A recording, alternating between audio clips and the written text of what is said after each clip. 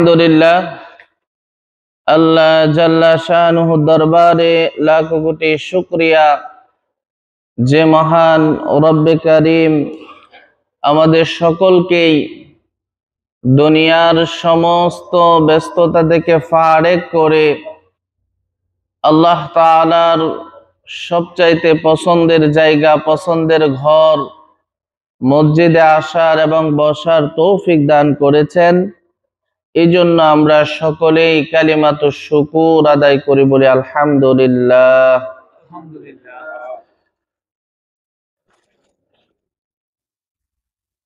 আল্লাহ রাব্বুল আলামিন আমাদেরকে যে অসংখ্য নিয়ামত দান করেছেন, এর মধ্য থেকে আমাদের জন্য সবচাইতে বড় 4টা নিয়ামত আল্লাহ তাআলা দান করেছেন। এক নাম্বার হচ্ছে আল্লাহ রাব্বুল আলামিন আমাদেরকে মানুষ বানিয়েছেন। এটা আল্লাহ তাআলার সবচেয়ে বড় দয়া ও ইহসান। কারণ আল্লাহ রাব্বুল আলামিন যদি আজকে আমাদেরকে মানুষ না বানাইতেন, তাহলে হয়তো আমরা এই পবিত্র জায়গার মধ্যে আসার এবং বসার তৌফিক হইতো না। আল্লাহ রাব্বুল আলামিন আমাদেরকে মানুষ না বানিয়ে গরু, ছাগল, ভেড়া, কুকুর, বিড়াল এগুলো চতুষ্পদ জানোয়ার বানাইতে পারতেন কিনা বলেন? কিন্তু আল্লাহ রাব্বুল আলামিন আমাদেরকে মানুষ বানিয়েছেন কারণ আমরা যেন আল্লাহ রাব্বুল আলামিনের ইবাদত করতে পারি। 2 নাম্বার যে নিয়ামতটা আল্লাহ রাব্বুল আলামিন আমাদেরকে দান করেছেন, সেটা হচ্ছে মানুষ বানানোর পাশাপাশি আমাদেরকে ঈমানের মতো দৌলত দান করেছেন। কত মানুষ দুনিয়ার মধ্যে ঈমান হারা হয়ে জন্মগ্রহণ করে, আবার ঈমান হারা হয়ে দুনিয়া থেকে বিদায় হয়ে যায়। কিন্তু আল্লাহর সবচেয়ে বড় নিয়ামত, সবচেয়ে বড় দয়া, সেটা হচ্ছে আল্লাহ আমাদেরকে ঈমানের মতো বড় সম্পদ আমাদেরকে দান করেছেন। একজন মুসলমান ঘরে আমাদেরকে আল্লাহ রাব্বুল আলামিন পাঠিয়েছেন। এই নিয়ামতের শুকর আদায় আমি আপনি যদি কিয়ামত পর্যন্ত সিজদায় পড়ে থাকি তাহলে হবে? এই নিয়ামতের শুকর আদায় হবে না। কারণ ঈমান এত দামি একটা জিনিস, আপনার জান্নাত জাহান্নাম এই ঈমানের উপর ডিপেন্ড করতেছে। আপনাকে আল্লাহ ভালোবাসেন মানে আপনি ঈমানওয়ালা। আল্লাহর মহাব্বত পাওয়ার জন্য সবচেয়ে বড় যে জিনিসটার প্রয়োজন, সেটা হচ্ছে এই ঈমানওয়ালা হওয়া। তো আল্লাহ রাব্বুল আলামিনের কাছে বিনা দরখাস্তে আল্লাহ রাব্বুল আলামিন আমাদেরকে ঈমানের মতো সবচেয়ে দামি একটা সম্পদ আমাদেরকে দান করেছেন। এই জন্য শুকরিয়া আদায় করে বলে আলহামদুলিল্লাহ। পাশাপাশি আল্লাহ রাব্বুল আলামিন আমাদেরকে বিশ্বনবী মুহাম্মদুর রাসূলুল্লাহ সাল্লাল্লাহু আলাইহি ওয়াসাল্লামের উম্মত বানিয়েছেন। এটাও একজন ঈমানদারের জন্য অনেক বড় পাওয়া আল্লাহর কাছ থেকে। অসংখ্য নবী রাসূল দুনিয়ার জমিনে এসেছেন, অনেকেই নবী না হয়ে বিশ্বনবীর উম্মত হওয়ার জন্য আল্লাহর কাছে দোয়ার দরখাস্ত করেছেন। এর মধ্য থেকে আল্লাহ রাব্বুল আলামিন একজন নবীর দোয়া কবুল করেছেন। বলেন তো সেই নবী কে? সেই নবীর নাম কি বলেন তো? ঈসা আলাইহিস সালাতু ওয়াস সালাম। তিনি এখন আসমানে অবস্থান করতেছেন। তিনি আবার জমিনে আসবেন, কিন্তু নবুয়াত নিয়ে আসবেন না। তিনি আসবেন কি নিয়ে? উম্মতি মুহাম্মাদি হয়ে দুনিয়ার জমিনে আসবেন। এখন আপনি আমি একটু চিন্তা করি, আমরা কোনোদিন আল্লাহর কাছে দরখাস্ত করি নাই যে আল্লাহ তুমি আমাদেরকে মানুষ বানাও। আমরা কোনোদিন দরখাস্ত করি নাই আল্লাহ তুমি আমাদেরকে মুসলমান ঘরে জন্ম দেও। আমরা কোনোদিন দরখাস্ত করি নাই হায় আল্লাহ তুমি আমাদেরকে বিশ্ব নবীর উম্মত বানাও। আমরা কি কেউ কোনোদিন দরখাস্ত করেছি আল্লাহর কাছে? তো না চাইতেই আল্লাহ রাব্বুল আলামিন এত বড় বড় নিয়ামত যে আমাদেরকে দান করলেন, এই জন্য বেশি বেশি শুকরিয়া আদায় করা দরকার আছে কি না বলেন? বেশি বেশি শুকরিয়া আদায় করা আল্লাহ রাব্বুল আলামিনের কাছে। হাদিসের মধ্যে এসেছে, যারা সর্ব অবস্থায় শুকরিয়া আদায় করবে, বেশি বেশি পড়বে আলহামদুলিল্লাহ, ওই সমস্ত ব্যক্তিদেরকে আল্লাহ রাব্বুল আলামিন সর্বপ্রথম জান্নাতে প্রবেশ করাইবেন। সুবহানাল্লাহ। জান্নাতের একটা কামরায় আছে, যারা শুকরগুজারি হবে তাদেরকে আল্লাহ রাব্বুল আলামিন ওই কামরার ভিতরে প্রবেশ করাইবেন। কারণ তারা দুনিয়ার জমিনে কোনো হাই হুতাশ করে নাই, তারা দুনিয়ার জমিনে যা পেয়েছে তা নিয়েই সন্তুষ্ট থেকেছে।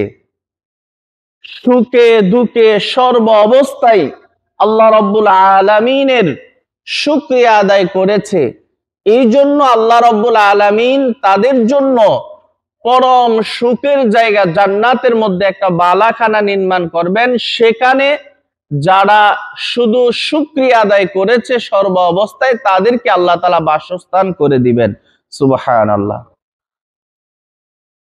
তো এই যে এত বড় বড় নিয়ামত আল্লাহ রাব্বুল আলামিন আমাদেরকে দান করলেন, এখন বলেন এর জন্য কি আমাদের কোনো কিছু করণীয় নয়? এই জন্য সবচেয়ে বেশি যে জিনিসটা আল্লাহ রাব্বুল আলামিনের কাছে আমাদের করতে হবে, সেটা হচ্ছে আল্লাহর নিয়ামতের শুকরিয়া আদায় করা।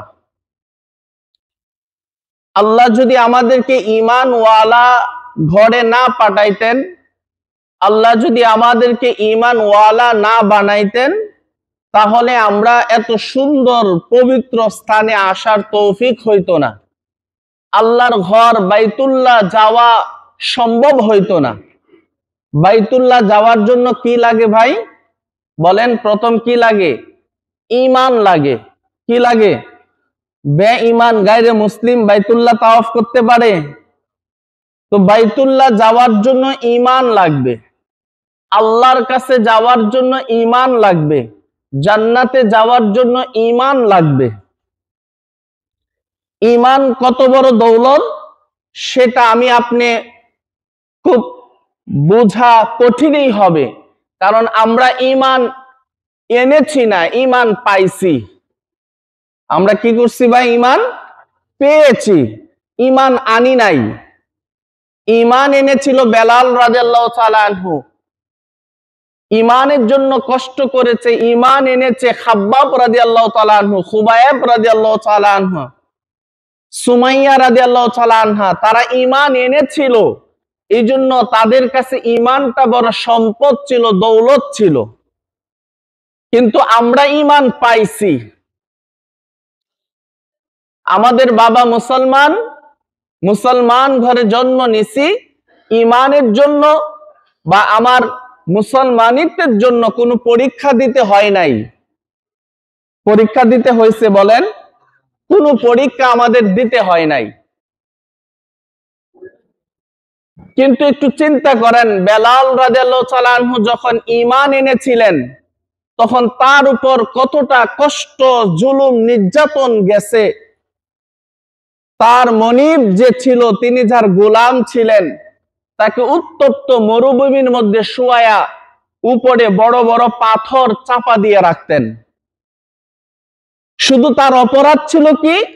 সে ঈমান এনেছে আল্লাহর উপর, এটাই তার অপরাধ, আর কোনো অপরাধ ছিল না।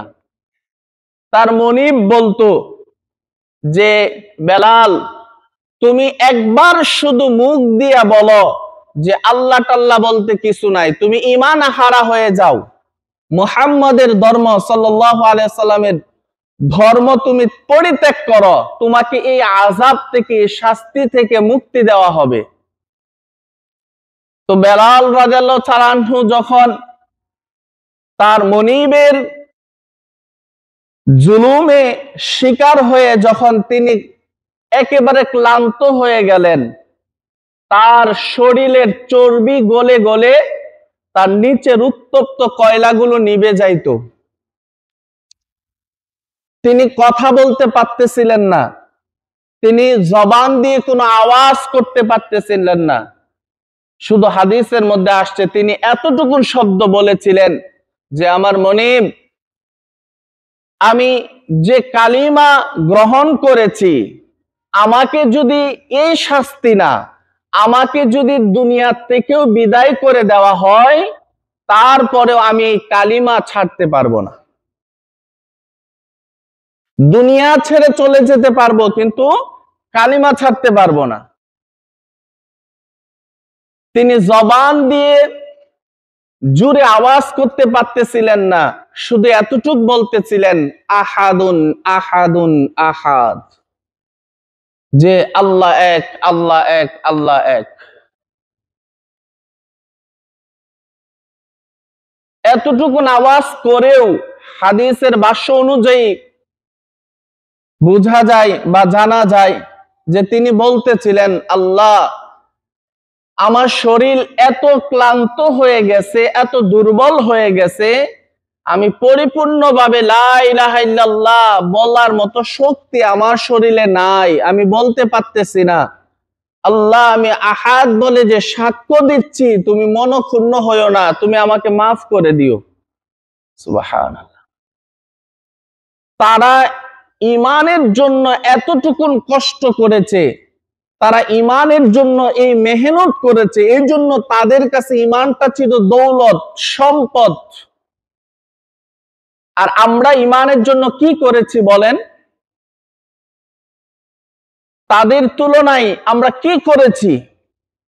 একজন মহিলা সুমাইয়া রাদিয়াল্লাহু তাআলা আনহা প্রথম সারির একজন মুসলমান ছিলেন। তিনি যখন ইসলাম ধর্ম গ্রহণ করলেন, কালিমার দাওয়াত যখন তিনি গ্রহণ করলেন, আবু জেহেল তাকে নির্যাতন করতে করতে শেষ পর্যন্ত তার লজ্জাস্থানে বর্ষা মেরে তাকে দুনিয়া থেকে বিদায় করে দিছে। সুমাইয়া রাদিয়াল্লাহু তাআলা আনহা জীবন দিয়ে দিয়েছেন, কিন্তু ঈমান দেন নাই। তাদের কাছে ঈমানটা হচ্ছে সবচাইতে বড় দৌলত, সবচাইতে দামি। তারা চিন্তা করত যে জীবন চলে গেলে যাক, কিন্তু ঈমান চলে যেতে দেওয়া যাবে না, কারণ এই ঈমানেই আমার আল্লাহর সাথে সম্পর্ক করিয়ে দিবে। যার ঈমান নাই তার আল্লাহর সাথে কোনো সম্পর্ক নাই, যার ঈমান আছে তার আল্লাহর সাথে সম্পর্ক আছে, তার রাসূলের সাথে সম্পর্ক আছে। যার ঈমান নাই তার জান্নাত নাই, যার ঈমান আছে তার জাহান্নাম নাই। এত একটা মূল্যবান সম্পদ আমরা পাইলাম, পেয়ে আমরা ঈমানের জন্য কি মেহনত করতে পারছি বলেন? কোন মেহনত করতে পারছি আমরা ঈমানের জন্য? ভাই, ঈমানটা হচ্ছে একটা ব্যাংক অ্যাকাউন্টের মতো। আপনি একটা ব্যাংক অ্যাকাউন্ট করলেন, এখানে যেরকম মাসে মাসে আপনি কিছু সেভিং করলেন, টাকা রাখলেন, এটা আপনার অ্যাকাউন্টে জমা করতেছে। সুদূর ভবিষ্যতে আপনি যখন ক্রাইসিস মুভমেন্ট আসবে, তখন আপনি এই টাকাটা উত্তোলন করে আপনি একটু ভোগ বিলাস করতে পারবেন। আর ঈমানটা হচ্ছে আমাদের জান্নাতের একটা অ্যাকাউন্ট। ঈমান একটা অ্যাকাউন্ট। আপনি কালিমা পড়লেন, আপনি একটা অ্যাকাউন্ট খুললেন। এই অ্যাকাউন্ট খোলার পর আপনি যত নেক আমল করবেন প্রত্যেকটা নেক আমল আপনার এই ঈমান নামের অ্যাকাউন্টে জমা হতে থাকবে।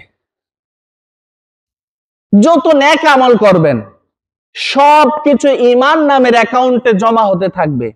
এটা দুনিয়াতে উত্তোলন করা যাবে না। এটা কি করা যাবে? যে এই অ্যাকাউন্টের সঞ্চয়টা আপনি যখন দুনিয়া থেকে চলে যাবেন, কবর জগতে যখন যাবেন, তখন ওইখানে গেলে ওই অ্যাকাউন্ট থেকে যা আপনি জমাইছেন তা থেকে অল্প অল্প করে নিবেন। কবর, কিয়ামত, আখিরাত, জান্নাত পর্যন্ত আপনি তা ভোগ করতে থাকবেন। এখন আমার প্রশ্ন হলো, আপনারাই নিজেরাই নিজেদেরকে একটু বিবেচনা করুন যে আপনার ঈমান নামের অ্যাকাউন্টে সবের চেয়ে গুনাহ বা গুনার চেয়ে সব বেশি জমছে কিনা। এটার বিবেচনা আপনাকে করতে হবে। আর যখন আপনি বেশি বেশি নেক আমলগুলো করবেন, বেশি বেশি নেক আমল করার পর আপনার ঈমানটা মজবুত হতে থাকবে। আমল ছাড়া ঈমানের কোনো দাম নাই, আবার ঈমান ছাড়া আমলের কোনো দাম নাই। একজন হিন্দু ভাই, একজন খ্রিস্টান বিধর্মী, সে যত নেক আমলই করুক তার অ্যাকাউন্ট নাই, জমবে না। তার এই নেক আমল কি করবে? যে তার এই নেক আমলটা সে দুনিয়ার মধ্যেই উপভোগ করবে। যেমন মনে করেন সে একটা উন্নয়নমূলক সেবামূলক কাজ করলো, তো সেই কাজ করার কারণে সে যে সওয়াবটা পাবে এটা আখিরাতে পাবে না, কারণ তার ঈমান নামের অ্যাকাউন্ট নাই। তাকে আল্লাহ তাআলা দুনিয়াতেই তার প্রতিদান দিয়ে দিবে। আর আমরা যারা মুসলমান, আমরা যারা ঈমানওয়ালা, ঈমান এনেছি আল্লাহর কাছ থেকে, আমরা যদি একটা নেক আমল করি, আল্লাহ তাআলা এটা দুনিয়া কিঞ্চিত পরিমাণ প্রতিদান দিবেন, আর সবটুকু রেখে দিবেন কিসের জন্য? আখিরাতের জন্য। আখিরাতের জন্য রেখে দিবেন। আপনাকে দুনিয়াতে একটু কষ্ট দেওয়া হবে, দুনিয়াতে একটু অভাব অনটন দেওয়া হবে, একটু অসুস্থতা দেওয়া হবে, একটু বিপদ দেওয়া হবে, একটু মুসিবত দেওয়া হবে। এগুলো দিয়ে দিয়ে আল্লাহ তাআলা আপনার ঈমান নামের অ্যাকাউন্টে অনেক বড় বড় প্রতিদান জমা করতে থাকবেন। কেন? কারণ আপনি আল্লাহর প্রিয় বান্দা, আপনি ঈমানদার। আল্লাহ চান না দুনিয়ার মধ্যে আপনাকে সব প্রতিদান দিয়ে দেওয়ার জন্য। আল্লাহ চান দুনিয়াতে একটু কষ্ট করে চললেও আমার বান্দা যাতে আখিরাতে আইসা অনেক বেশি আমার কাছ থেকে নিয়ামত, অর্থাৎ জান্নাতের যে নিয়ামত গুলো আছে এগুলো যাতে আমার কাছ থেকে ভোগ বেশি বেশি করতে পারে। তো আপনার ভিতরে আমার ভিতরে এই ঈমান নামের অ্যাকাউন্টটা আছে কিনা সেটা যাচাই করার জন্য আল্লাহ রাব্বুল আলামিন কিছু মাপকাঠি দিয়েছেন। যারা আমরা ঈমানদার হব, বেশি বেশি নেক আমল করব, তাদেরকে আল্লাহ রাব্বুল আলামিন মুমিন নামে স্বীকৃতি দিয়েছেন কোরআনের মধ্যে। তো একজন মুমিন ব্যক্তির 5টা গুণ আছে। কয়টা গুণ? 5টা গুণ আছে একজন মুমিন ব্যক্তির। এই গুণগুলো যদি আপনার ভিতরে থাকে তাহলে মনে করবেন যে না, আমার ভিতরে ঈমান আছে, আমি মুমিন। আর যদি এই গুণগুলো আপনার ভিতরে না থাকে তাহলে আপনি কাবা শরীফে গিয়ে তাওয়াফ করলেও মনে করবেন যে আপনার মুমিন দুর্বলতা আছে, আপনার ঈমানে দুর্বলতা আছে। তো সেই সম্পর্কে আল্লাহ রাব্বুল আলামিন সূরা আনফালের 2 নম্বর আয়াতে বলেন একজন মুমিনের গুণাবলী কি কি হওয়া উচিত। আল্লাহ তাআলা বলেন যে 5টা গুণ একটা মানুষের ভিতরে যদি থাকে তাহলে আমি আল্লাহ সাক্ষ্য দিচ্ছি যে সে মুমিন। তো সেই গুণগুলা কি? আল্লাহ রাব্বুল আলামিন বলেন, ইন্নামাল মুমিনুনা আল্লাযীনা ইযা যুকিরাল্লাহ ওয়াজিলাত কুলুবুহুম ওয়া ইযা তুলিয়াত আলাইহিম আয়াতুহু যাদাতুহুম ঈমানাও ওয়া আলা রাব্বিহিম ইয়াতাওয়াক্কালুন। আল্লাহ রাব্বুল আলামিন বলেন, ইন্নামাল মুমিনুনা আল্লাযীনা ইযা যুকিরাল্লাহ, নিশ্চয় প্রকৃতপক্ষে মুমিন ওই ব্যক্তি যার সামনে ইযা যুকিরাল্লাহ, আল্লাহর নামের স্মরণ করা হয়, আল্লাহর জিকির করা হয়, আল্লাহর নাম নেওয়া হয়, ওয়াজিলাত কুলুবুহুম, আল্লাহর নাম নেওয়ার সাথে সাথে তার হৃদয়ের ভিতরে একটা কম্পন সৃষ্টি হয়ে যায়। এটা হচ্ছে মুমিনের এক নাম্বার গুণ। এক নাম্বার কি? যার সামনে আল্লাহর জিকির করা হয়, যার সামনে আল্লাহর নামের স্মরণ করা হয়, তার হৃদয়টা সাথে সাথে প্রকম্পিত হয়ে যায় আল্লাহর জিকিরে সাড়া দেওয়ার জন্য, তার অন্তরটা বেকুল হয়ে যায়। এক নাম্বার গুণ হচ্ছে সেটা। আমি পরে ব্যাখ্যায় যাব, আগে 5টা গুণ বলি। 2 নাম্বার গুণ হচ্ছে ওয়াইদা তুলিয়াত আলাইহিম আয়াতুহু, যখন ওই মুমিনের সামনে আল্লাহর কোরআনের তেলাওয়াত করা হয়, আল্লাহর কোরআনের আলোচনা করা হয়, তখন জাদাতহুম ঈমানা, তার ঈমান বাড়তে থাকে। কোরআনের আলোচনা শুনলে, কোরআনের তেলাওয়াত শুনলে যার ঈমান বাড়তে থাকে, সেটা হচ্ছে মুমিনের 2 নাম্বার গুণ। কয় নাম্বার? 2 নাম্বার গুণ। তো আপনার সামনে যে কোরআনের আলোচনা করা হচ্ছে, আপনার মনের অবস্থা কি বলেন? আপনি কি ঈমান বাড়তেছে? বা আলোচনা শুনে কি আপনি মজা পাচ্ছেন? বা আলোচনা শুনে কি আপনার ঈমানি জজবা কি কিছুটা হলেও পরিবর্তন হচ্ছে কিনা? যদি হয়ে থাকে, মনে করবেন আপনি মুমিনের 2 নাম্বার গুণ আপনার ভিতরে আছে।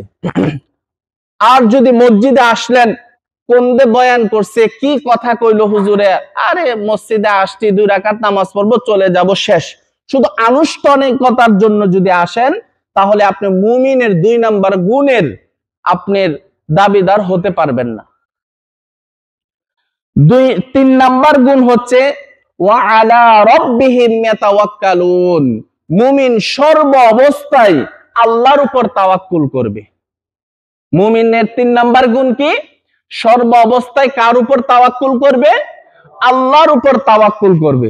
যে কোনো কাজে আল্লাহর উপর ভরসা করবে, যে কোনো কাজ হোক হালাল। তো সমস্ত কাজে আমরা কার উপর ভরসা করব? বলেন, কার উপর? আল্লাহর উপর ভরসা করব। এটা হচ্ছে মুমিনের 3 নাম্বার গুণ, একটা ঈমানওয়ালা ব্যক্তির 3 নাম্বার গুণ। আর 4 নাম্বার গুণ হচ্ছে আল্লাযীনা ইউকিমুনাস সালাত, সেই মুমিন 4 নাম্বার গুণ হচ্ছে সে নামাজ কায়েম করবে। নামাজ কায়েম অর্থ হচ্ছে সে নিজে পড়বে এবং তার যে আশেপাশে বন্ধু বান্ধব আছে তাদেরকেও নামাজের জন্য দাওয়াত দিবে, উদ্বুদ্ধ করবে। তো নামাজ পড়া এটা হচ্ছে মুমিনের 4 নাম্বার গুণ। আর 5 নাম্বার গুণ হচ্ছে ওয়া মিম্মা রাযাকনাহুম ইউনফিকুন, আল্লাহর দেওয়া সম্পদ থেকে সে আল্লাহর রাস্তায় খরচ করবে। এটা হচ্ছে মুমিনের 5 নাম্বার গুণ। তাহলে আসেন আবার প্রথমে যাই। 1 নাম্বার গুণ হচ্ছে কোন মুমিনের সামনে যখন আল্লাহর জিকির করা হয়, আল্লাহর স্মরণ করা হয়, সাথে সাথে তার অন্তরটা প্রকম্পিত হয়ে যাবে, তার অন্তরটা বেকুল হয়ে যাবে, উৎফুল্ল হয়ে যাবে। 2 নাম্বার গুণ হচ্ছে তার সামনে যদি কোরআন তেলাওয়াত করা হয় বা কোরআনের কোনো আলোচনা করা হয়, তাহলে তার ঈমান বাড়তে থাকবে, তার জজবা বাড়তে থাকবে, আল্লাহর প্রতি ইয়াকিন বাড়তে থাকবে। 3 নাম্বার হচ্ছে মুমিন যত কাজ কর্ম করবে, সমস্ত কাজ কর্মগুলো আল্লাহর উপর তাওয়াক্কুল করবে, আল্লাহর উপর ভরসা করবে, সুখে দুঃখে হাসি কান্নায় সর্ব অবস্থায় আল্লাহর উপর তাওয়াক্কুল করবে। 4 নাম্বার গুণ হচ্ছে মুমিন 5 ওয়াক্ত নামাজ কায়েম করবে, সে নিজে নামাজ পড়বে এবং অপর ভাইকে নামাজের দাওয়াত দিবে। আর 5 নাম্বার গুণ হচ্ছে আল্লাহর দেওয়া রিজিক থেকে আল্লাহর রাস্তায় মুমিন খরচ করবে। এই 5টা গুণ যার ভিতরে থাকবে, আল্লাহ নিজে বলেন উলাইকা হুমুল মুমিনুনা হাক্কাহ, আমি আল্লাহ সাক্ষী দিচ্ছি ওই ব্যক্তি প্রকৃত মুমিন। সুবহানাল্লাহ। সাক্ষ্য মানে আল্লাহ সাক্ষী দিচ্ছেন যে এই 5টা গুণ যাদের ভিতরে থাকবে সেই হচ্ছে প্রকৃতপক্ষে মুমিন। কে সাক্ষী দিচ্ছেন? আল্লাহ সাক্ষী দিচ্ছেন। এখন আপনি নিজে প্রশ্ন করুন, এই 5টা গুণে কি গুণান্বিত কিনা আপনি? আর এই 5টা গুণের অধিকারী যখন আপনি হবেন, আল্লাহ শুধু সাক্ষী দিয়েই আপনাকে ছেড়ে দিবেন না। আল্লাহ বলেন, লাহুম দারাজাতুন ইনদা রাব্বিহিম ওয়া মাগফিরাহ।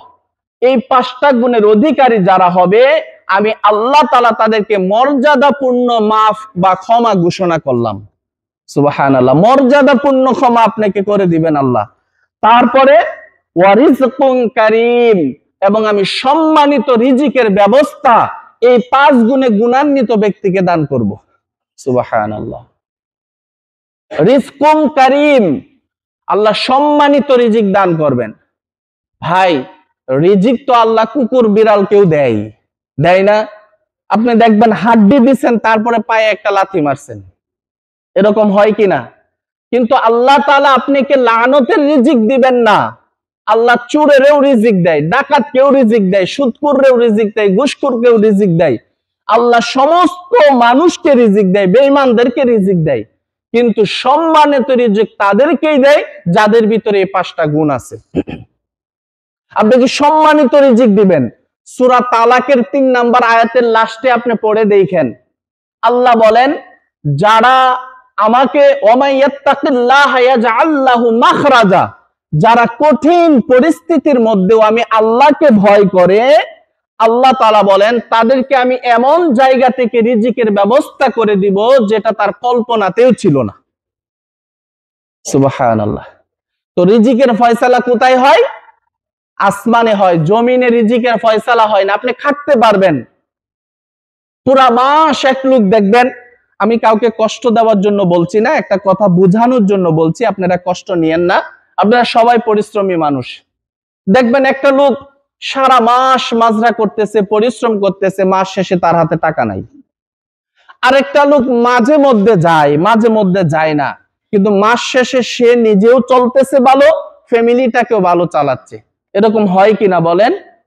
এরকম হওয়ার কারণ হলো, একটা লোক চিন্তা করে আমার নামাজ কালামের দরকার নাই, শুধু দুনিয়ার পিছনে দৌড়বো। সে দুনিয়ার পিছনে এতটা অন্ধ হয়ে গেছে, কখন আজান দেয়, কখন নামাজের টাইম হয়, তার কোনো খেয়াল নাই। আরেকটা লোক কম কাজ করে কিন্তু নামাজের টাইমে নামাজ পড়ে। সে কম কাজ করে, কোরআন তেলাওয়াতের সময় একটু কোরআন তেলাওয়াত করে, সে নেক আমলগুলো করতে থাকে। আর এই নেক আমলগুলোর জন্য আল্লাহ তার ইনকাম কম কিন্তু বরকত বাড়ায়া দিবেন। আর যার দেখবেন কোনো পেরেশানির অভাব নাই, এমন ব্যস্ত, খাবার টাইমটা পর্যন্ত পায় না। অনেক রুমে তো যায়, গিয়ে যদি বলি ভাই নামাজটা পড়েন, উত্তর দেয় হুজুর খুব ব্যস্ত আছি, নামাজ পড়া যাইব না। আচ্ছা বলেন, এই ব্যস্ততা দিছে কি আপনাকে? আজকে যদি আল্লাহ আপনাকে একটা অসুস্থতা দিয়ে বেডে বসায় রাখতেন, আপনি কি দিন চললো না হইলে? আল্লাহর কাজকে যখন আপনি কি করবেন, ব্যস্ততায় দেখাবেন, তখন আল্লাহ আপনার জীবনকে সংকীর্ণ করে দিবেন, আল্লাহ আপনার জীবনকে সংকুচিত করে দিবেন। এটা আমি বলি নাই, আল্লাহ বলছেন। সূরা তহার 124 নম্বর আয়াতটা পড়ে দেখেন, ওয়ামান আ'রাদা আন যিকরি ফাইন্না লাহু মাঈশাতান দনকা। যারা আমি আল্লাহর জিকির থেকে মুখ ফিরায় নিবে, যারা নিজেকে ব্যস্ত করে দিবে আমি আল্লাহর জিকির থেকে, আমি আল্লাহর স্মরণ থেকে, আমি আল্লাহ রাব্বুল আলামিন তাকে কি করব? মাঈশাতান দনকা, আমি আল্লাহ তাদের জীবনকে সংকুচিত করে দিব। আল্লাহ নিজে বলছেন, দনকা মানে একটার পর একটা মুসিবত দিয়ে তার জীবনটা আমি পরিপূর্ণ করে দিব। আল্লাহ বলছেন ভাই। এই জন্য ব্যস্ততা আল্লাহর ইবাদতের সামনে দেখায়েন না। যে ব্যস্ততা দেখাচ্ছেন, আপনি যখন যাবেন কাজে, যাওয়ার আগে আপনি উস্তাকায় পাউডা নষ্ট হয়ে যেতে পারে কিনা বলেন? পারে কিনা বলেন? তো আল্লাহর ইবাদতের ক্ষেত্রে যদি আপনি ব্যস্ততা দেখেন, আপনি কার ইবাদত করতেছেন? এই যে পরিশ্রম করতেছেন 52 ডিগ্রি বা 48 ডিগ্রি তাপমাত্রার ভিতরে, কার জন্য করতেছেন? ফ্যামিলির জন্যই তো, তাই না? আর এই ফ্যামিলি সম্পর্কে আল্লাহ কি বলে জানেন? সূরা আবাসার লাস্টের দিকে আছে যে ইয়াউমা ইয়াফিরুল মারউ মিন আখি ওয়া উম্মিহি ওয়া আবি ওয়া সাহিবাতিহি ওয়া বানি। আল্লাহ বলেন যে ফ্যামিলির জন্য আমাকে ভুলে তুমি দিনরাত পরিশ্রম করতেছো, এই ফ্যামিলির ভাই তোমাকে চিনবে না। ইয়াউমা ইয়াফিরুল মারউ মিন আখি, আখি মানে কি বলেন? আখি মানে আমার ভাই, যে ভাই তার ভাইকে চিনবে না। ওয়া উম্মিহি ওয়া আবি, বাবা তার সন্তানকে চিনবে না, সন্তান তার বাবাকে চিনবে না। ওয়া সাহিবাতিহি ওয়া বানি, সাহেব মানে কি? যাদেরকে আমার হৃদয়ের কুণ্ডুলিতে রাখি, যে স্ত্রী, যে মহাব্বতের অর্ধাঙ্গিনী, যার জন্য জীবনের আমাদের সোনালী সময়টা নষ্ট করে ফেলি, সেই স্ত্রী তার স্বামীকে চিনবে না। কে বলছেন? ওয়া সাহিবাতিহি ওয়া বানি, ভাই আমার কথা না, আল্লাহর কথা। সাহেব মানে আপনার কোন স্ত্রী আপনাকে চিনবে না, স্ত্রী তার স্বামীকে, স্বামী তার স্ত্রীকে চিনবে না। ওয়া বানি, আপনার সন্তান আপনাকে ভুলে যাবে। আপনি একটু চিন্তা করে দেখুন আল্লাহর কথা। আল্লাহ বলছেন দুনিয়াতেই তো দেখা যায়। আবার একটু কথা বলি, কষ্ট নিয়েন না, আল্লাহ তাআলা আমাদেরকেও মাফ করুক কষ্ট নিলে। যে অনেক দেখা যায় দুনিয়াতেই, আমরা যদি কোম্পানির একটু সমস্যার জন্য বাড়িতে যেতে যদি লেট হয়, আমার স্ত্রী আমাকে ছেড়ে চলে যায়। আছে কিনা বলেন এরকম ভাই? যদি থাকেন, আপনাকে কষ্ট দেওয়ার জন্য বলছি না, উদাহরণ দিলাম, আছে কিনা? দুনিয়াতেই তো ভাই চিনে না। আমার অনেক মানুষের সাথে পরিচয় আছে যার সন্তান এত কিছু করার পর সন্তান তার কথা শুনে না, দুনিয়াতেই শুনে না, তাহলে আখিরাতে আপনি তার কি উপকার করবে না, কি উপকার করবে আপনি বলেন? এই জন্য ভাইয়েরা আমার, দুনিয়ার ক্ষেত্রে আল্লাহর ইবাদতের সাথে ব্যস্ততা দেখায়েন না। যদি ব্যস্ততা দেখান, আল্লাহ তাআলা লাহু মাঈশাতান দনকা, আপনার জীবনকে সংকুচিত করে দিবে। ওয়া নাহশুরুহু ইয়াউমাল কিয়ামাতি আ'মা, এবং কিয়ামতের ময়দানে আল্লাহ আপনাকে অন্ধ করে উঠাইবেন। আল্লাহ আমাদের সবাইকে বুঝার তৌফিক দান করুক, সকলে বলি আমিন। 5 ওয়াক্ত নামাজ পড়বেন তো ইনশাআল্লাহ? পড়বেন তো ইনশাআল্লাহ? না ব্যস্ততা দেখাইবেন? যদি ব্যস্ততা দেখান, ওই যেমনি বরাদ্দ এমনি, আর সারাদিন মসজিদে বসে থাকলেও যেমনি আছে এমনি। আল্লাহ তাআলা আমাদের বোঝার তৌফিক দান করুক, সকলে বলি আমিন। ওয়া আলহামদুলিল্লাহি রাব্বিল আলামিন।